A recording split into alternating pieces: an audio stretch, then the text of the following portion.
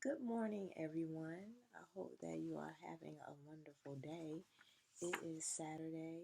It is November the 21st. I had to think about that for a minute. I just woke up, I meditated, and I just had the urge to um, come on and share my thoughts. Um, Last night, I did have a gathering at my home with wonderful ladies. And I'm now inspired to talk about some things that always been on my mind, but it was brought up at the gathering. And it's always wonderful for me to build with wonderful Black women. I think that's very important to have sisterhood and to create bonds because we need each other.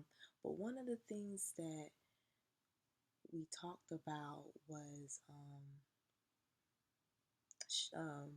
being shy and how, you know, growing up, sometimes you are ridiculed for that. And, you get in trouble for being too quiet or too shy or not speaking and things of that nature. And I can identify with that definitely. And I know for me, I struggled with it over the years because I thought something was wrong with me because of that, because I was quiet. And it wasn't necessarily that I was afraid to speak, it was just that I didn't feel the need to.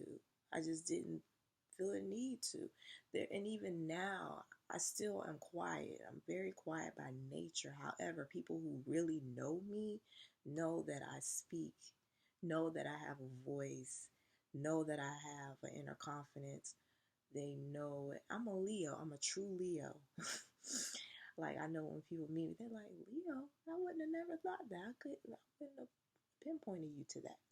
Oh, but um, now I'm to the point where I feel comfortable in my own skin because I had time to grow into myself, and I'm still growing. I'm still learning, but it's just interesting hearing other people talk about it from their perspective because you wouldn't think that a shy person would get on YouTube or get on a video and share their innermost thoughts. To me that's very interesting, and it makes you think about society and how you think about how they have etiquette books from way back in the day, about how it's good to be social and to talk to everyone in the room, and that to me that is important to a certain extent, to connect with people or whatnot.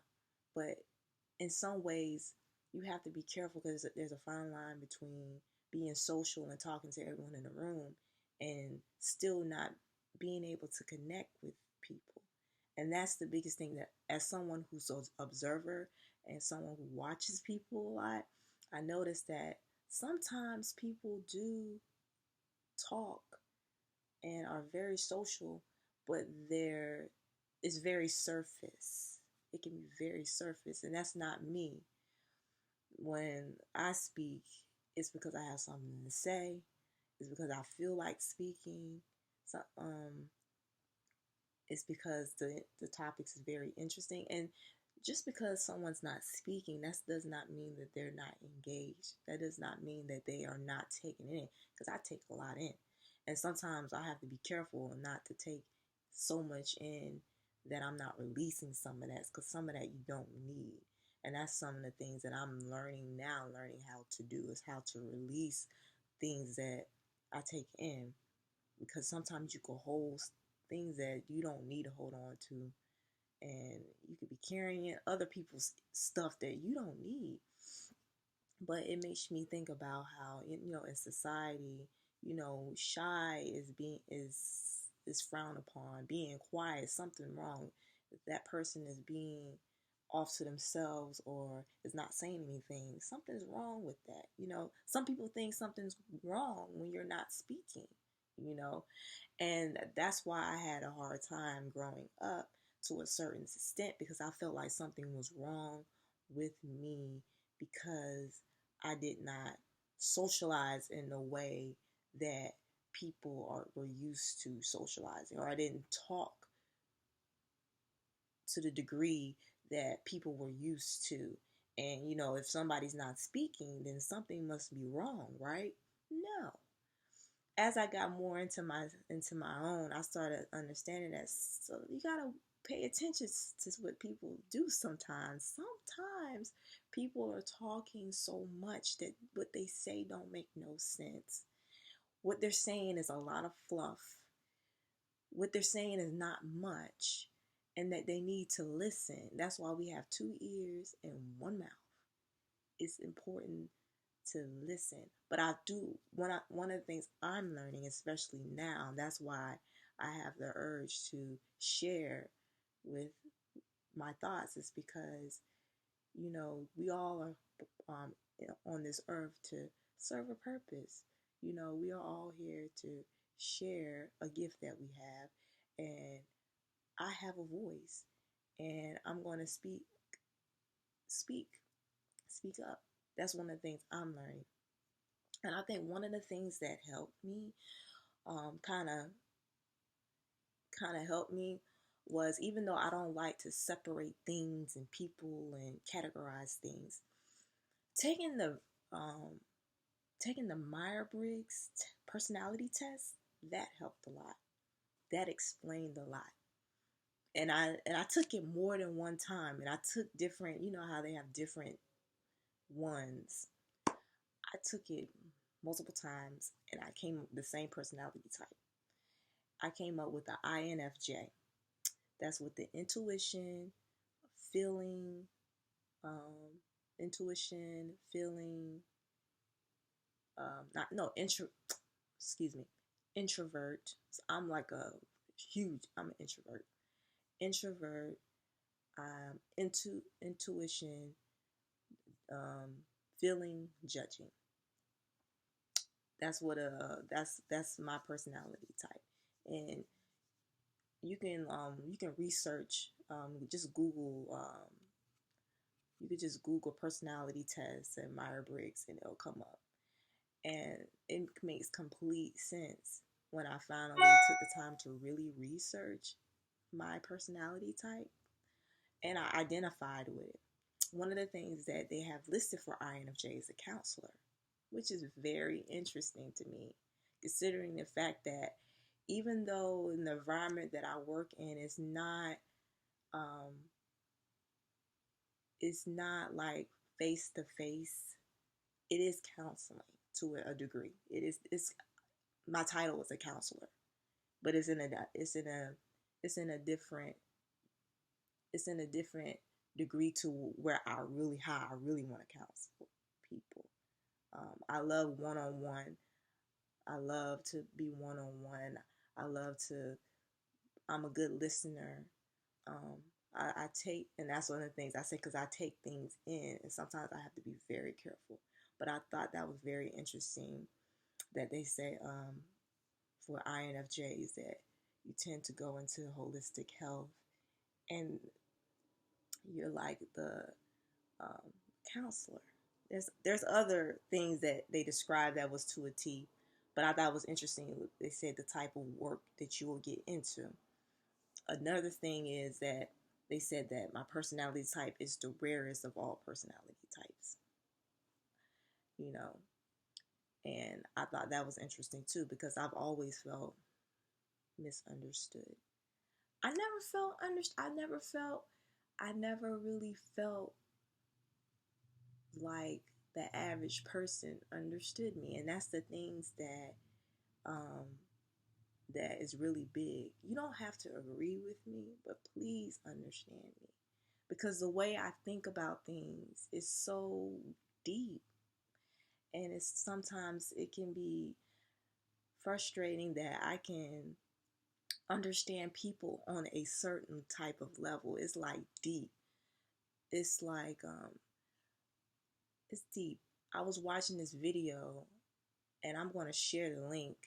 And I also encourage, if you're really interested in learning your personality type, to search it, and look at the the YouTube channel, because they made the people, I don't know if I forgot their name, excuse me, but they have a YouTube channel and they talk about different personality types, and they went into detail about my personality type because their mothers were the same personality type. So they have, I guess, a special type of they have a special type of bond when they think about a person with my personality type, INFJ. And it's just like the way that I feel is we have the great ability to to understand people, and it's sometimes we understand the person better more than better than they know themselves, if that makes any sense. And I know some people may think that, okay, how can you know me better than I know you? And it's not even like intentional. It's not even intentional. It's like sometimes you just pick up on stuff and it's just like, yo, I'm feeling this about you. And I'm not saying a word because I don't want to scare you, number one. Number two, um, number one, I don't want to scare you and think you know, number two, I don't want to, I want to get to know you first and see if what I'm feeling is is accurate. That's how I look at it. And it's like having the ability to pick up on patterns and pick up on behaviors and pick up on different things and being able to describe it, being able, it's kind of hard for me to explain it. It's just like having a great ability, just understanding human behavior to a deep degree, understanding it so well that it's just sometimes just so amazing, and it's so frustrating at the same time because you can understand people on such a deep level, but you're like, but do you understand me? Do you understand how I'm feeling this? I'm feeling how I feel this music, how I read this book, and I can be so, and I can make a movie out of it in my head, how I can feel this music and hear each instrument and each the feel so deeply. Can you understand me that way, and the way that I'm able to break down and understand those things? And that's why sometimes I have in ways shut down, not shut, I guess you could say shut down, um, because it's like maybe I'm being too deep. I'm not gonna be too deep, you know. There's a time and a place for that, and you just got to be careful what kind of conversations you have with people because some people don't want that, and that's where I go back to the, you know, social environments, and it's like, okay, in society and social environments is, you know, talking, engaging, which is important. However, is it as there's a certain level of intimacy that I notice at times when it comes to small settings and small gatherings. I can be very engaged and very into it. And I love, there was this one time where there was a gathering in the home that I used to live in. And I was having a conversation with my husband, and I think it was three other people. And it felt like I never really, I don't think I met two of the people I never met before, ever. And one of them I knew. Um, but it felt like the meeting was like us coming together and talking was meant to be. It was very interesting. And one of the ladies, she was very, very intuitive. Like, I was like, wow. Since been living here, I never connected with someone like that. That was like one of the first people that I really connected with when I got to Delaware. Like her, and I've always remembered her. Like, she's one of those people like, wow, she's amazing. Like, wow. It's like she's extremely intuitive. Extremely intuitive. I was just like, wow. And she was picking up on a lot of things when it came to me, myself, when it came to my husband. And it just felt like it was like very organic and natural. And everybody was talking. And then when no one had anything to say, Everybody was quiet, and it was like a peacefulness. It wasn't like somebody felt the need to talk, and that's the type of environments that I like. I like it when it's when people can be quiet and they don't feel weird. They don't feel awkward. They don't feel, I love that. And that's the people that I tend to open up to, just to be honest. People that are not frightened by me being quiet. Those are the ones, and ironically, I tend to click with people who love to talk, who are very open and love to talk. I tend to click with them. Ironically, I noticed that, because they're not alone.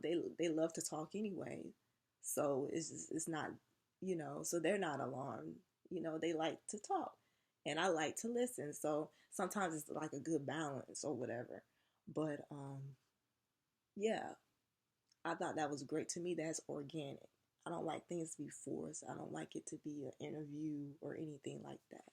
So when I was reading up on INFJs, and it made more sense to me, and I realized, I was like, okay, now I understand that how I feel is not strange, it's not weird, it's not this and it's not that.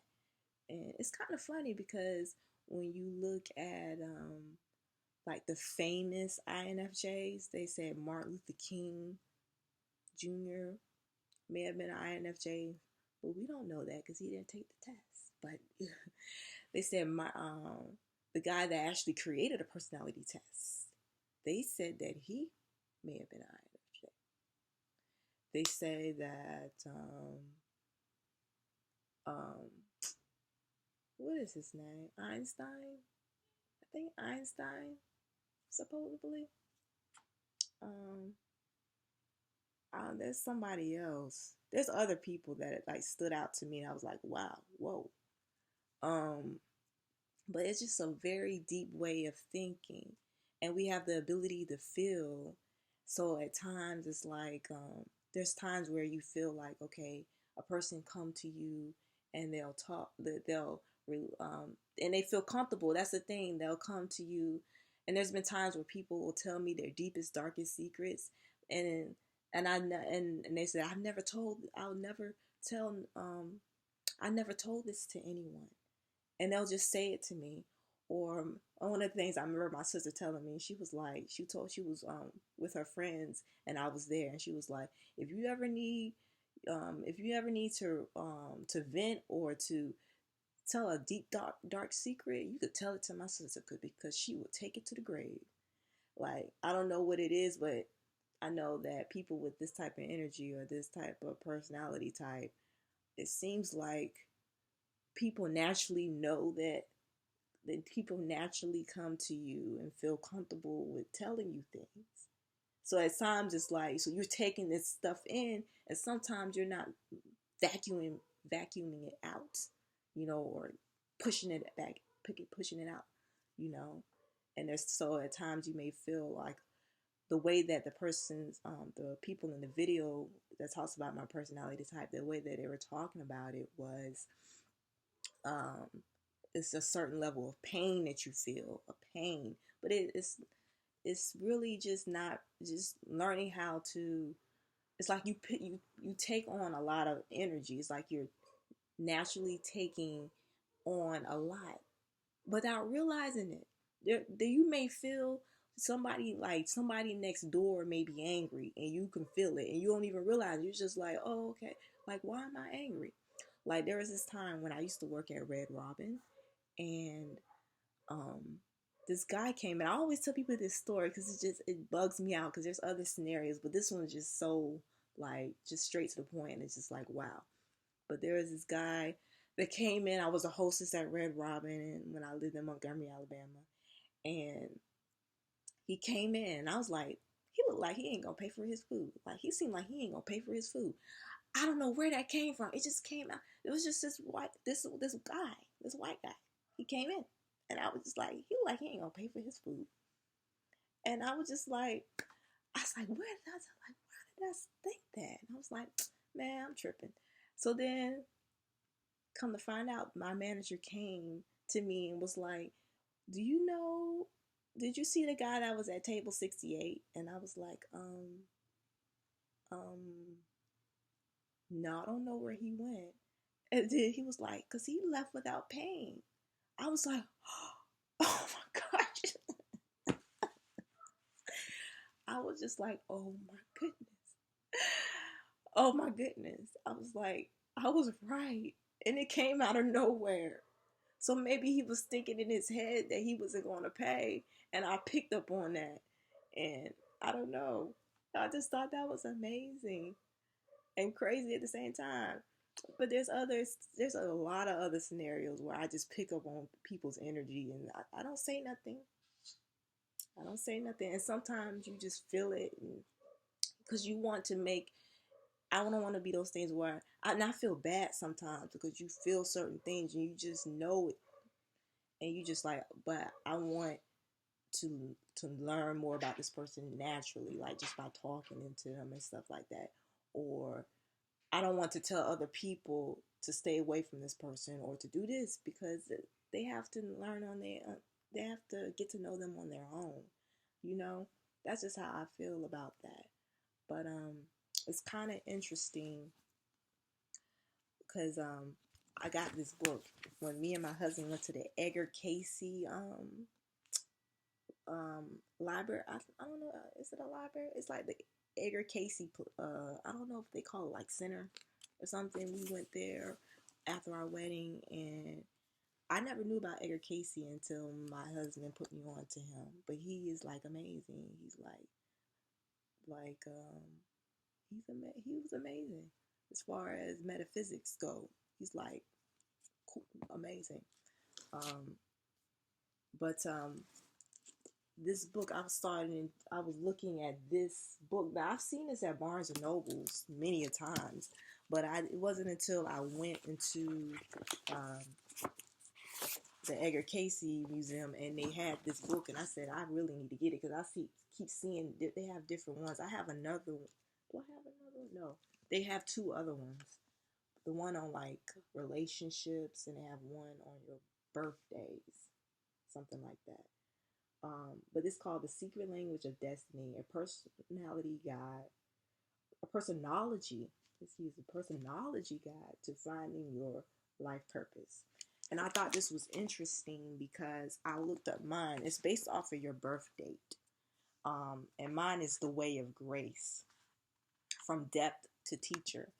And I thought it was interesting because it hit the nail. It was like, I said, this is me. And I looked at my husband's, and that was him. And it's kind of funny because when you look at the specific one for your birthday, because they have the Way of Grace different, depending on what month and day you were born and year. You know, you may go under that grouping, but then it gets even more specific to naming. Like for Grace, there's freedom and magic and the empath and the unconventional, based off of like the I guess the week you were born or whatever. And mine is the what is mine? Exposure was mine. I'm on the Leo Virgo cusp.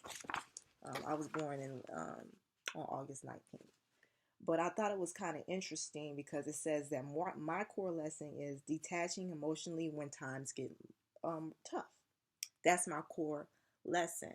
So I think that's part of the reason why some people may, or like some family members in the past may have or now still may think, but I feel so deeply that I can't react. There's a way to you gotta keep calm.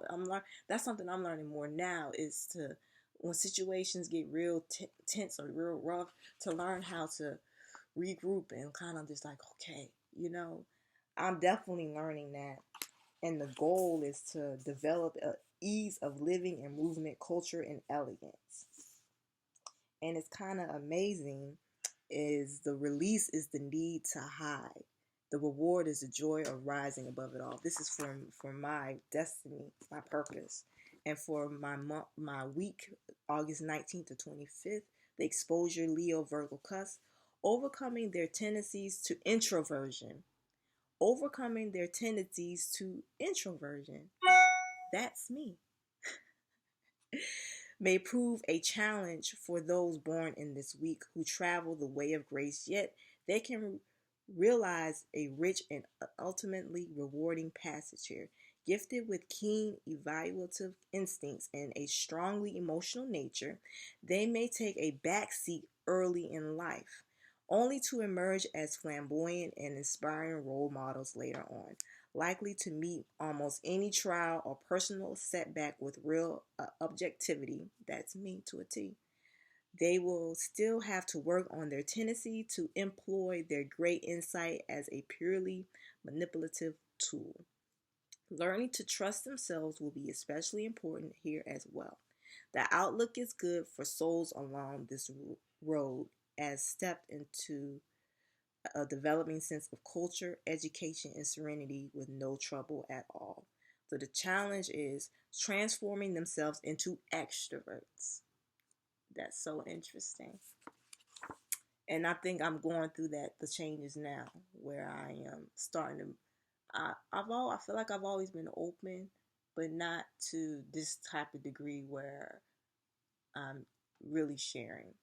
Um, Adopting a more colorful, my fulfillment is the adopting a more colorful, albeit I might be pronouncing this wrong, um, elegant style, um, notables. I guess these are famous people, but I don't recognize them. Bret Hart, Alfred Lunt, Peter Thompson. But this is based on my birthday in my year. It can vary. It can vary depending on what year you were born. Because even if your birthday was August 19th, but if it's a different year than mine, then it may be different.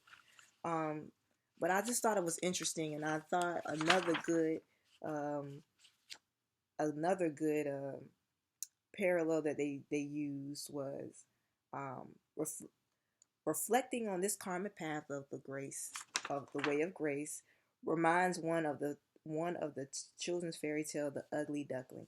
A young swan mistaken for a young duck, ridiculed by the other ducks as a misfit and labeled ugly. It is only with time that the duckling emerges as a full-grown swan, considered the most elegant and graceful of all waterfowl. I thought that was deep, and it's true. And the cool thing about this is that it tells you what type of crystals and gemstones that are good for you. I thought that was interesting too. And a suggestion that they gave me was don't fight your fate, cultivate emotional detachment. This doesn't mean don't feel, but just don't let it get to you. Surround yourself with what feels right. Trust your sense of beauty. I thought that was deep because I'm a feeler. I'm definitely a filler, but I'm able to. It's kind of unique. I'm a filler, but I'm able to be logical. So a lot of times when I'm like writing something out, it's definitely in a very emotional way, but it still has like a logical sense to it, which is very unique. I think it's very unique. Well, we all are unique, but I just thought that was cool. But this video is already like 30 minutes long, super long. So if you have stayed on this long, thank you very much. And I'll be back with more, and have a great day.